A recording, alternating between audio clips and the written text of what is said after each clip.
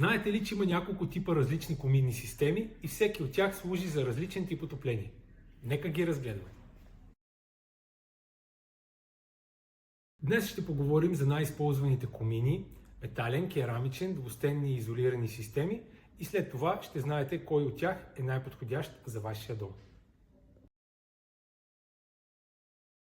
Нека започнем с металните комини.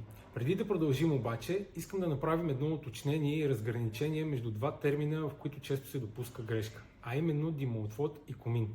Често наричаме едностенен метален комин нещо, което всъщност е едностенен метален димоотвод. Разликата е, че димоотвода сам по себе си не е комин.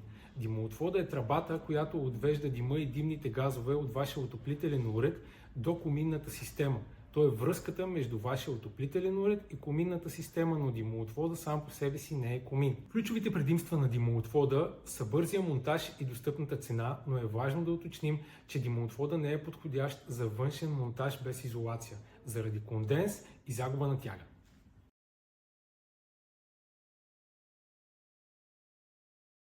Двустенният, или както се нарича още изолиран комин, е най-универсалният и най-безопасен вариант за външен монтаж.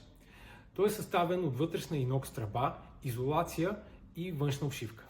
Ключовите му предимства са отличното топло изолиране, стабилната тяга, минималния конденс, подходящ е за камини, печки, котли и пелетни уреди. Керамичните комини са масивни модулни системи, изградени от вътрешен керамичен канал и външна изолационна обвивка от бетон или леки блокчета. Предимствата на тези комини са, че имат много дълъг живот и са изключително устойчиви на високи температури. Недостатъците са, че са по-тежки, имат по-високи цени и изискват екип за монтаж. Изолираните комини поддържат висока температура на димните газове, което подобрява тягата и намалява риска от конденс. Незаменими са при пелетни уреди и външен монтаж. Предимствата са, че предотвратяват корозия, увеличават ефективността и подобряват безопасността.